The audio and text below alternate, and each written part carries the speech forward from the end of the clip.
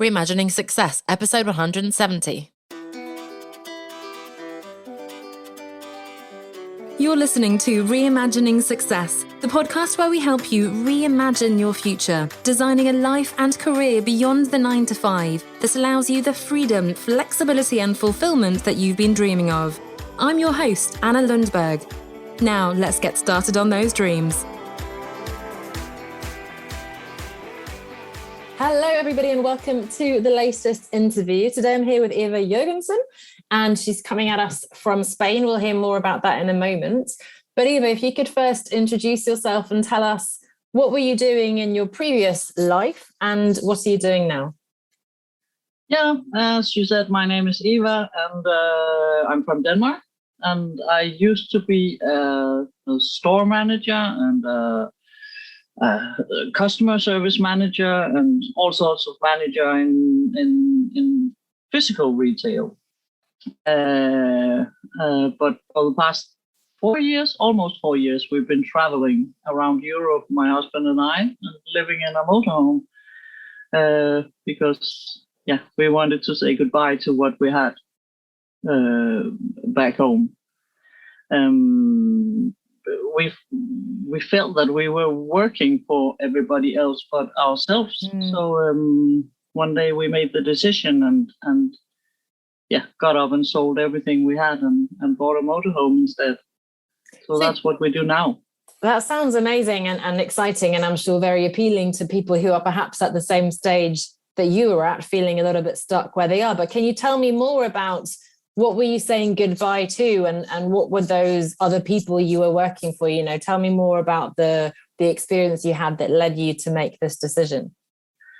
Well, actually, we had everything that we were supposed to have in Denmark. We had good jobs and we had grown-up kids and we had a house and car and everything that you're supposed to have. But we felt that we were actually working and paying bills all the time, and that was what we were doing. So although we were supposed to be happy, we weren't happy. There was something missing, and after 10 years of dreaming about traveling, we found out that was the missing piece, that we were working for other people than ourselves, earning a lot of money, but we tried to buy ourselves happy all the time, and it worked for a few weeks, and then the hole was back again. So we had to do something about that hole because we weren't happy. And was that what happened? It came to sort of a trigger point when you just said one day we've got to change this, or do you feel, you said 10 years in the making, I guess your whole life maybe, so was it a gradual process or was it a sudden breaking point you had to change? We had been dreaming for 10 years and we had been talking about it over and over again. When every day became a little down, we were talking about, couldn't it be nice and wouldn't it be nice? And then it became the next day and another week passed and another month passed. And then one day we were talking again and it was cold outside in Denmark, and I looked at my husband and I said, "Let's do it. We do it now." And he said yes. And the next day we put the house up for sale because we realized that if we kept on talking about it, we wouldn't go anywhere. It was just going to be the same forever. So I guess there wasn't a real turning point other than making the decision, and making the decision is actually the hardest thing to do, I think, in any transformation. I agree with you. And can we dig into that more then? So what were the struggles? It sounds very easy. We dreamed of it for 10 years. We sold the house. Husband and I were on the same page. So what were some of the difficulties? We weren't on the same page. I have raging ADHD and I could have done it 10 years ago. But he likes, the security of having an economic foundation for everything. And so there were struggles. And actually much earlier, we wanted to move with our kids to Greece. And then one of them had a new boyfriend and, things happened all the time. So I have to admit that the hardest part was actually to make the decision. And that's what I tell people, making the decision about this is what you want to do, whether it's traveling or whether it's what you want to find another job, but making the decision, I actually think that's the hardest part. Gosh, I agree with you. I think, people get caught up in how are we going to do it and what's that? And I need to take a course and I need to work this out and so on. But as you say, they haven't actually made the decision yet. And you can dream about these things. Oh, I dream of travel. I dream of writing a book. I dream of starting a business. But actually making that call is the hard part. I think it must be like if you want to quit smoking, you have to be ready for it inside. You have to be really ready, because you can talk about quitting smoking, but you're not going to do it until the day that you're ready. So I think that day that you make the decision, that's the day you are on your way. And how then were you suddenly able to make the decision, and what was the support you got? What helped you to finally take that leap? We didn't get much support because everybody thought we were crazy, because we weren't old, and we had jobs, and we had our kids, and we had our family, and everybody told us, but you have this and you have this and you have this, and what if. So that kind of support we actually didn't have. We had each other, and we had thought about this was what we were going to do, and we had to somehow prove the other people wrong, because there were a lot of predictions that we couldn't live together 24/7, and nobody can go traveling forever, and things like that. So I don't know if there was support from our children. They were, because they knew us and they knew that somehow we would do it someday. But that much support there wasn't. So luckily we had each other that we could lean on. And when was it that you sold your house? When was that? That was in 2017. And then we went traveling in April 2018. Yeah. And I guess because we were recording this in 2022, if people are listening to this many years in the future, with COVID and so on, how did that affect you? Were you able to continue as planned? Were you a little bit stuck? How has that experience been for you? Not at all. Years? Not at all. We have been living the life and traveling in 17 countries, and then all of a sudden COVID hit. So we have been in Spain since COVID started, actually, both because in the beginning we didn't know what this was, and then later on because we didn't think it was right to just move around all the time in different countries, and people were sick and we could carry something with us. So we thought the right thing would be to be in Spain. So that's what we decided to do. So we've been here since 2020, March 2020. Yeah, we actually started out with 60 days of 100% isolation, only us at a closed campsite where the owner came once a week and with groceries for us. And then we were sitting there for 60 days and we had no idea what was happening outside that fence. We could only watch the news, and it was like there were zombies out there or something. But then after 60 days, we went out and we decided we're going to stay here in Spain and see how this works. So we had to find other things to do. So by that time I had already written an ebook and several articles. I was writing articles for travel magazines and so on. And we thought, what now? Otherwise it's going to be boring just living in a motorhome if we don't have anything to do. And all along people have been asking questions almost every day about how do you do this and how do you do that? And I'm dreaming of, and all of a sudden we thought, well, we didn't have any support. We didn't have any support on the internet, not a clue on how to become a traveler when we began traveling, and we realized that the information still wasn't there. So we decided on creating a course for people who wanted to do the same as us. So yeah, it should have been a small course, but we worked on it for a year, and it's actually a masterclass now for the 14-step masterclass from the beginning to the end on how to become a traveler.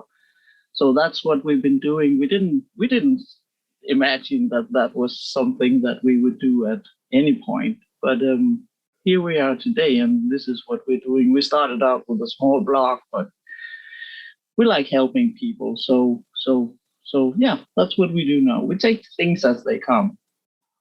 That's so interesting, with all those people who doubted that you could live together, and clearly, especially through COVID, you've proven that possible. And not only that, you've had lots of interest from other people who want to do the same. So just coming back to, I guess, the business and the money side of things, was it an early retirement for you guys? It sounds like this was sort of a natural idea that came now that becomes a business. But did you have ideas for a business when you quit, or did you just know we're going to travel, we're going to use our savings? What was the financial plan? We really had no plan. Yeah, we did. We were going to use our savings, and then we were going to take things as they come, and maybe we would settle down somewhere and start a business of some sort. My husband is a carpenter, and I've been doing a lot of restoration on furniture or stuff like that in my spare time. So there's always work to be found.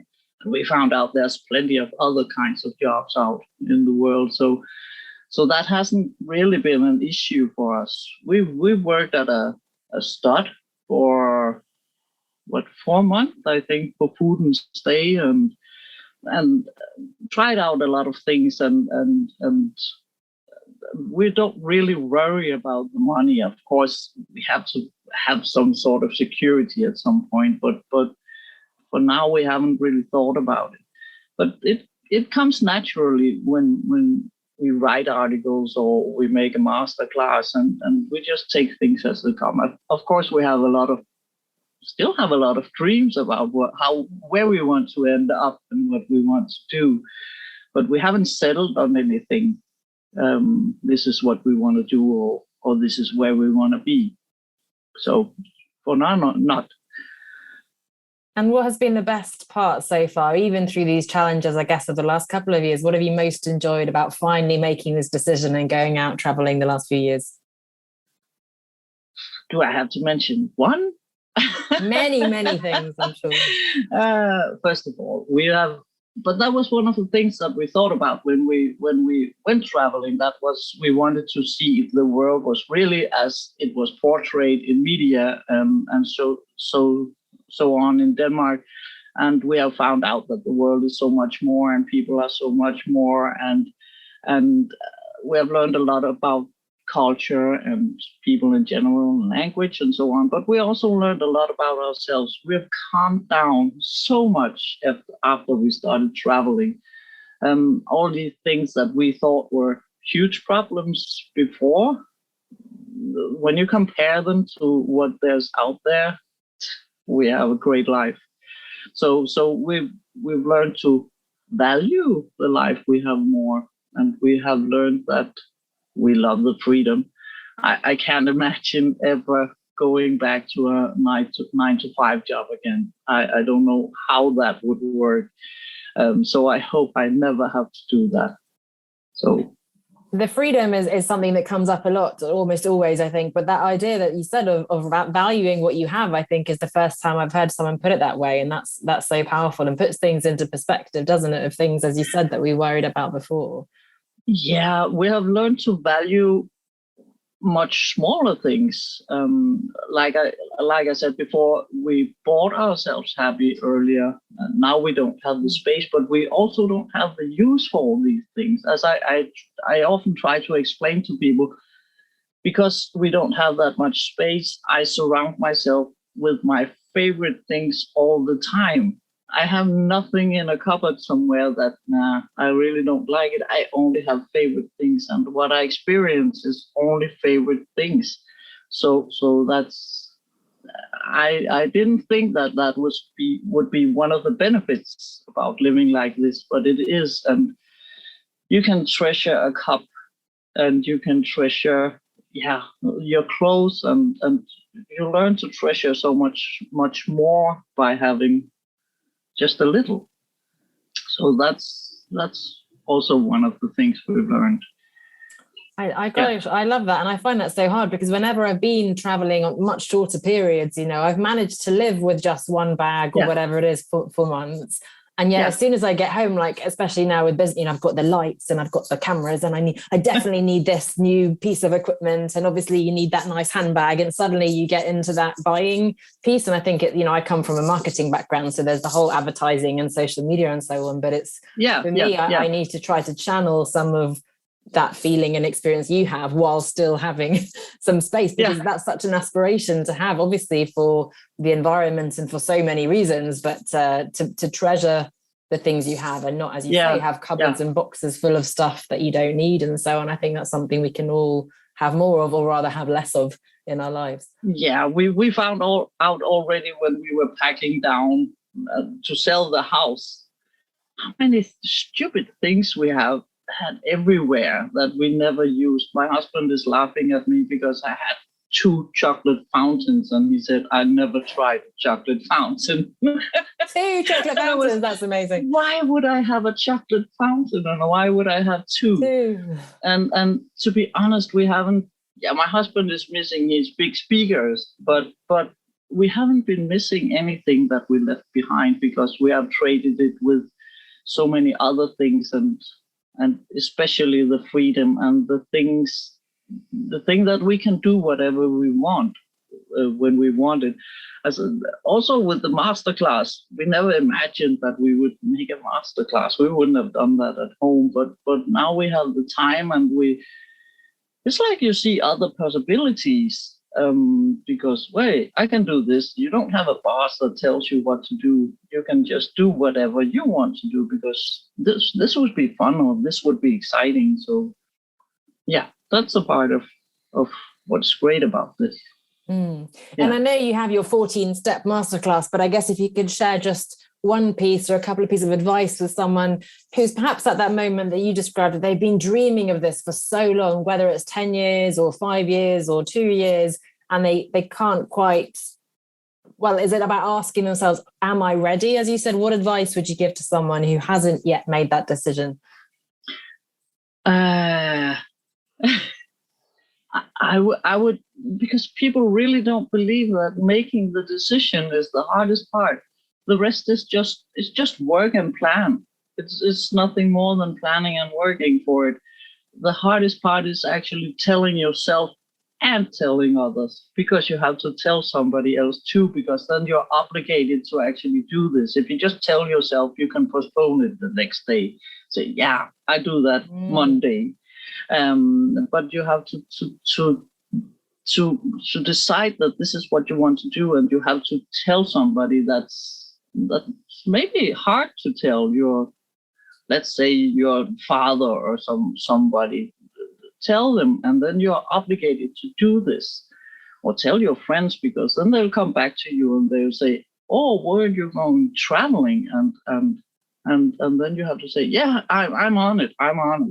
Yeah. So making that decision is the hardest part, and that's the thing that you should just do, because everybody deserves to be happy, whether it's because they want to travel, or they want to work for themselves, or they want to change jobs or move or something.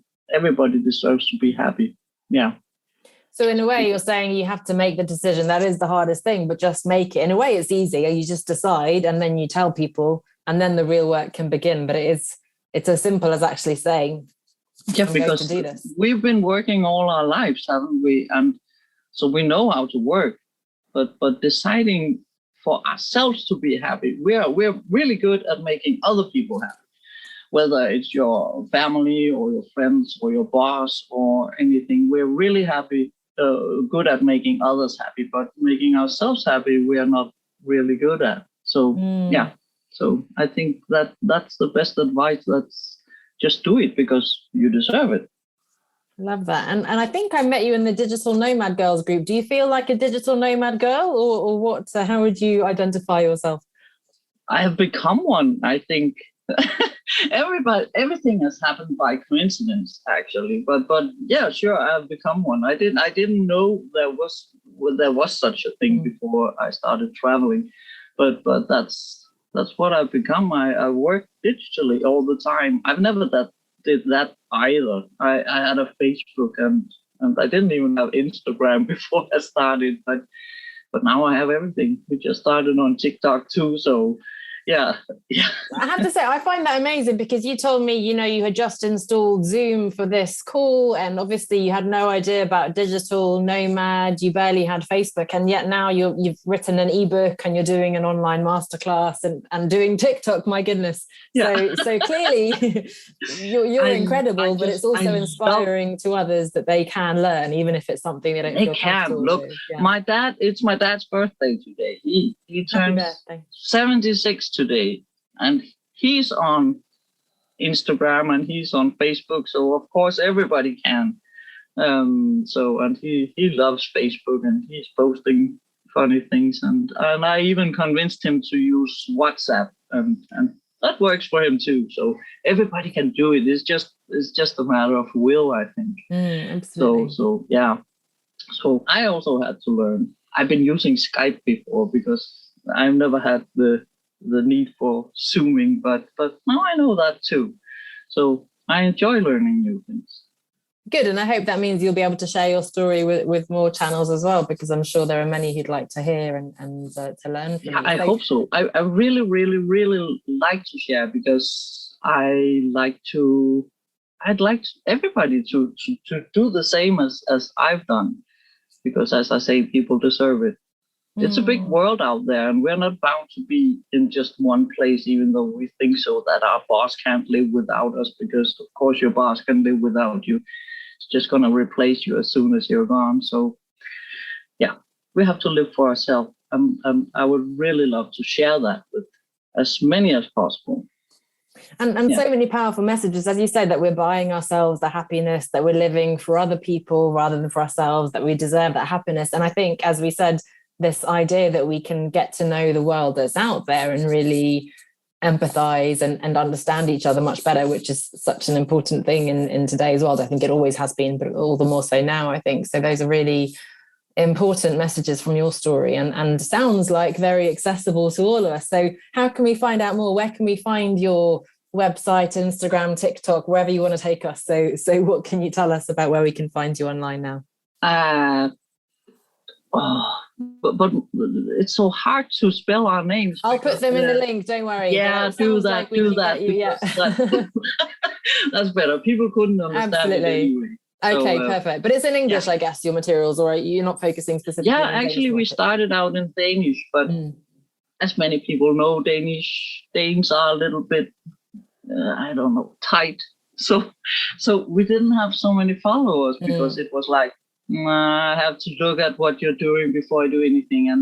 And we were speaking English on a daily basis, so we thought, why not make everything in English? So we don't have anything in Danish anymore. Everything. No, it's a small country, like I said, for my Swedish as well. It's not a massive audience, so much better to reach internationally, I think, and to have a bigger potential audience. So amazing. No, I'll definitely link to those in the show notes. So anybody listening, do check that out. Eva, thank you so much. What a lovely moment. This is my favorite thing about my experience of this, meeting people one day in a Facebook group, and then a few days later we're having this conversation and hearing more about your story. Super. So thank you so much for sharing your story. You're welcome. I'm sure people will come and want to read more, and I'll certainly be following you. I'm not so active on TikTok, but I might try to find you on Instagram and some of the others. Get better.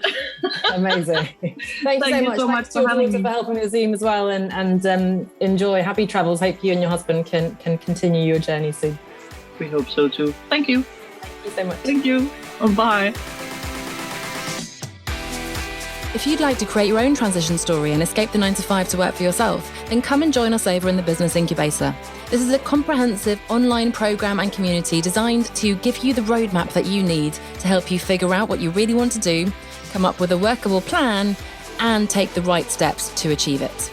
Read more and join us over on onestepoutside.com/9-to-5. That's onestepoutside.com/9-to-5.